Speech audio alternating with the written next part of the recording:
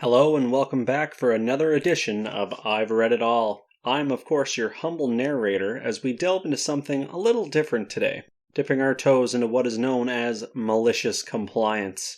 So without further ado, let us begin. The first post we're going to take a look at should give us valuable insight on as to why you shouldn't dismiss a hard worker.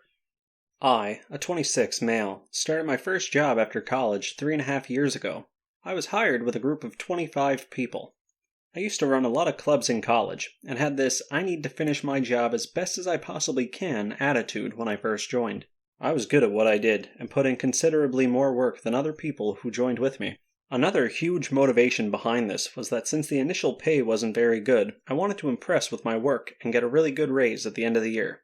So throughout the year, I kept working late hours, stayed at the office for 10 plus hours on a regular. The way our work dynamic was, I was the only one under my manager, and we were both supposed to share the work on the projects.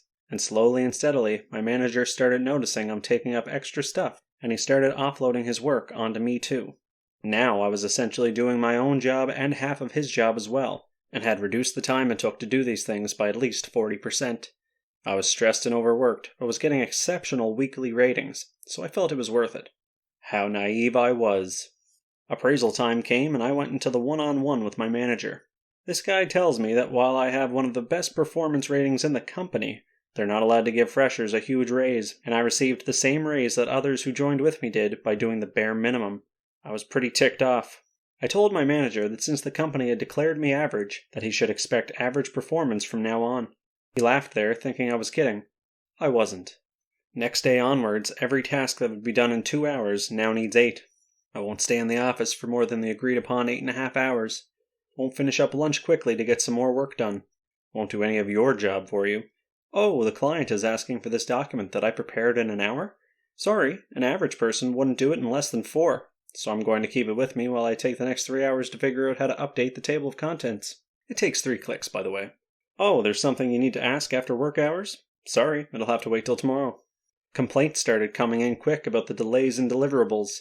Manager started spending a lot of time frustrated because he wasn't very good to begin with, and now I wasn't taking up his workload. I spent the entire year working 2 hours a day, while I spent the rest of the time listening to music, browsing Reddit, and watching him struggle. Left at the end of the year for a job that paid 3 times the salary. Some details of our projects get published online, and last I checked, this guy was running 7 to 8 months behind on some of the projects, and from what I heard, some of my friends in the company didn't get any raises last year. It always amazes me how companies treat their workers like they're expendable, as though they could be replaced the next day. So why would they deserve to be compensated for their work? I'd like to say that this employer had learned a lesson about rewarding a hard worker, but let's be honest, they never do. Alright, moving on to the next entry in our list. In this one, we see why you shouldn't make so many waves, and simply go with the flow. So I'm a swimming teacher, and due to COVID, most of our school classes have been put on hold.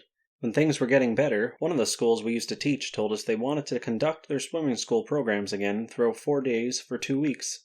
Only this time, they'll be holding it at a club, since they were the only place which allowed them to book, as public pools still do not allow school program swimming. The pool has 8 lanes. We book 4, which were separated in the middle, so we can have 8 groups running at one time. Please note that each group consists of 1 swimming teacher and 4 students, and they are not allowed to intermingle as a safety measure. Yes, the students are side by side in different lanes, but we try to work with what we have, and the school was the one who suggested it in order to have the swimming classes.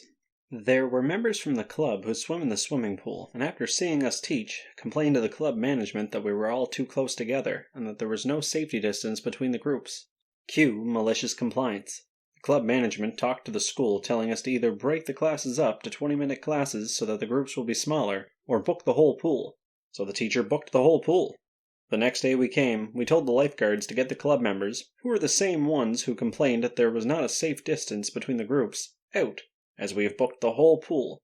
We then ensured that all of our groups have at least 1 empty lane between each group, and we continued with our classes. Some of the members were unhappy, and continued to swim in our lanes, which we booked, swimming over the lane ropes which we have set up in the middle, which split the pool in half. We got our lifeguard to get them out, since we booked the whole pool as per management's suggestion, and when the members still did not want to come out, called the club management to deal with them.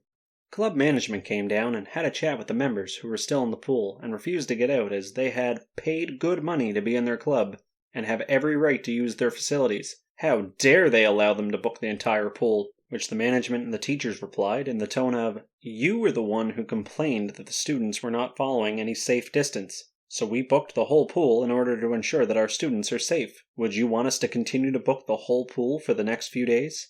The members gave up, and for the rest of the time we were there, we were back to our 4 lanes. To me, that's just the perfect example of not thinking something through. Although I guess it's possible the members thought that by complaining they would just get smaller classes. But you know what they say about thought. Moving on. Our final post shows us just how detrimental it is to treat other people as though they were lesser beings just because they don't have the same ranking as you. I was working on a construction job as a pipe welder, building an LNG plant for a company that is currently building nuclear reactors for the US Navy.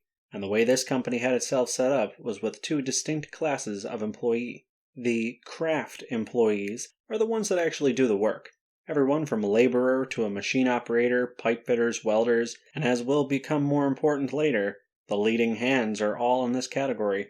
Staff are the salaried employees, supervisors, engineers, welding inspectors, section superintendents, etc. Our crew worked great for a few months, until our supervisor got a better offer elsewhere one day and quit, leaving our leading hand to try and manage the crew of 80 on his own. Getting another supervisor anytime soon wasn't going to happen. And we all got on really well, so we just did what we could to keep things going. One of the jobs the supervisor would do normally is pull up all the drawings we needed. The drawings tell us the exact shape, specification, and location of where each pipe has to go, and with a crew as big as ours, we might need 50 to 100 drawings each day.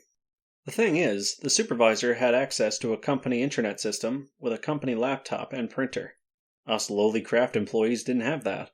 What we did have access to is the literal library of physical drawing folders in the main office, and me, who had spent years in old power stations going through old physical drawings and knew how to manually search through millions of pages to get the exact drawings we needed. So that became my job. For the first week or so, without a supervisor, my leading hand would give me a list of drawings to pick out and photocopy, and I'd get that done. It would take me 2 to 3 hours of a morning, and then I'd get on to my usual duty of welding stuff, until the section piping manager saw me in his office one day. "Who are you?" "I'm OP." "You're not staff. You're one of our welders. The office is for staff only. Go back to your section." "Yeah, you got it, boss." So I did. And on my way there, I told my leading hand that the office was for staff only as well. You see, my leading hand was very quick, and he caught on immediately. So he called up the piping section manager and confirmed that the office was off limits to the craft employees, which included my leading hand. We both knew we were at least 5 weeks out from getting a new supervisor, so neither of us went into the office to get drawings. Our entire crew of 80-odd people, which were making $3,500 per week before taxes, did 0 productive work for the next 7 weeks, because the office is for staff only. Man, I would not want to be the guy who was in charge of the supervisor before he left, because for no one to notice that nothing was getting done for 7 weeks means that someone up there was not doing their job. So let's do the math here. So 80 people making at least $3,500 before taxes a week is $280,000. So for 7 weeks, this has cost the company $1,960,000.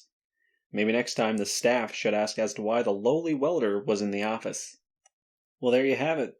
3 stories of pure malicious compliance. It was a fun read. I gotta say, I do enjoy this subreddit. If you did as well, please drop a comment below and let me know so I'll keep making these types of videos. If you enjoyed the video, please consider liking it, and of course, if you enjoyed the sound of my voice, please follow the channel. I do Reddit readings as well as creepypastas. If you have any stories of your own that you'd like to share and have me read, you can send them to ivereaditall@outlook.com. The email address will be provided in the description below. But thanks for sticking around, and until next time, thanks for listening. Bye-bye for now.